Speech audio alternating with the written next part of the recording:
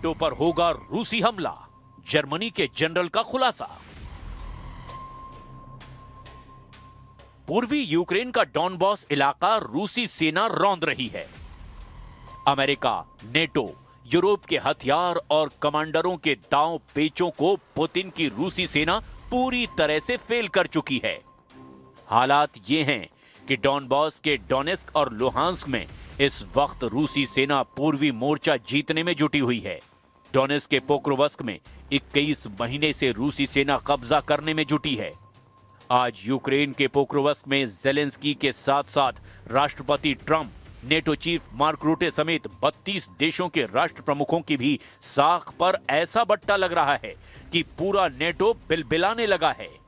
यकीन करना मुश्किल है, लेकिन रूस ने पूर्वी यूक्रेन के सबसे मजबूत गढ़ में से एक पोक्रोवस्क में यूक्रेन और नेटो को धूल चटा दी है।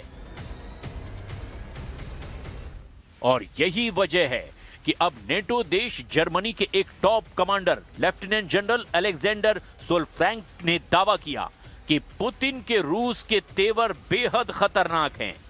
जर्मनी के लेफ्टिनेंट जनरल अलेक्जेंडर सोलफ्रैंक ने खुफिया रिपोर्ट के आधार पर दावा किया कि रूस कल तक नेटो पर हमला करने में सक्षम होगा। रूस किसी भी समय नेटो क्षेत्र पर सीमित रूप से हमला कर सकता है। लेफ्टिनेंट जनरल अलेक्जेंडर सोलफ्रैंक ने कहा, अगर आप रूस की वर्तमान क्षमताओं और युद्ध शक्ति को देखें तो रूस कल तक नेटो क्षेत्र पर एक छोटे पैमाने पर हमला कर सकता है।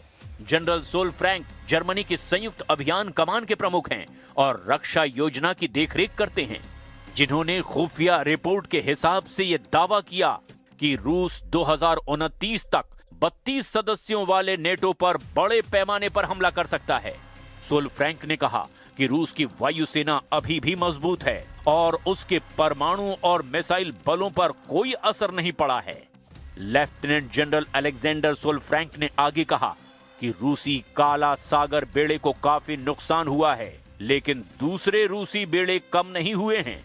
जमीन पर जरूर रूस को नुकसान हो रहा है, लेकिन पुतिन रूसी सैनिकों की संख्या 15 लाख से ज्यादा करने वाले हैं, वो भी बहुत जल्द। रूस के पास कल तक सीमित हमला करने के लिए पर्याप्त मुख्य युद्धक टैंक हैं। हालांकि व्लादिमीर पुतिन ने इस तरह की योजनाओं से इनकार किया और जोर देकर कहा कि मॉस्को का यूक्रेन पर पूर्ण आक्रमण वास्तव में नेटो के विस्तार के खिलाफ बचाव के लिए था। जर्मनी को डर है कि रूस जर्मनी पर हमला कर सकता